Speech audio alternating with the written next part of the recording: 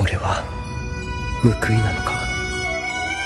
ゲームの世界なら俺は最強の勇者で明日の自分の力で助け出せると思い込んでる。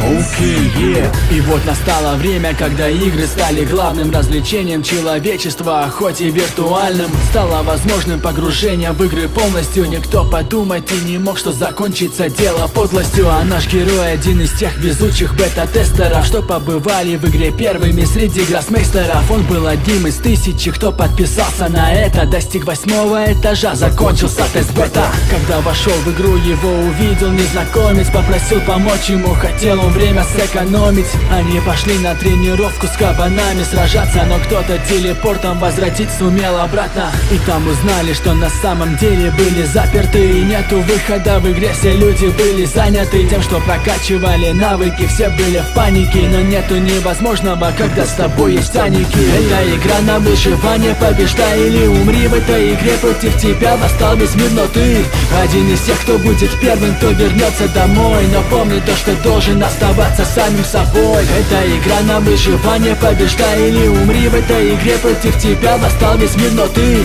один из тех, кто будет первым, кто вернется домой. Но помни то, что должен оставаться самим собой. В игре его все знали под прозвищем Черный Мечник. Так его прозвали, потому что в черном был он вечно. И потому в его кармане всегда был мачете. 2 меча, и он под чем-то, нету для него запретов. Он не хотел ни с кем общаться, не хотел ни с кем дружить, ведь связи могут оборваться, тогда будет трудно жить. Хотя дружил с одной, девушку звали Асуна. Между ними было что-то больше, чем ты мог подумать. И вот прошло 2 года, 2 года сражений. День изо дня убивал он ботов, так добился уважения. Но как-то раз он узнает, что подруга похищена. Врывается он в замок, дорога была расчищена. Там он сразился с боссом, победил его, освободил ее, освободил других, он был герой. Но когда хотел увидеться в реале, помешали. На подходе 2-й сезон, так что мы ждем деталей. Это игра на выживание, побеждай или умри. В этой игре против тебя восстал весь мир, но ты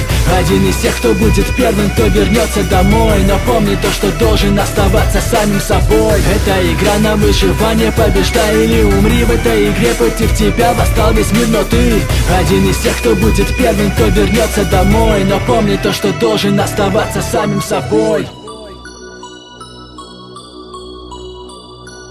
もう少し待っていてくれ。すぐ終わらせる。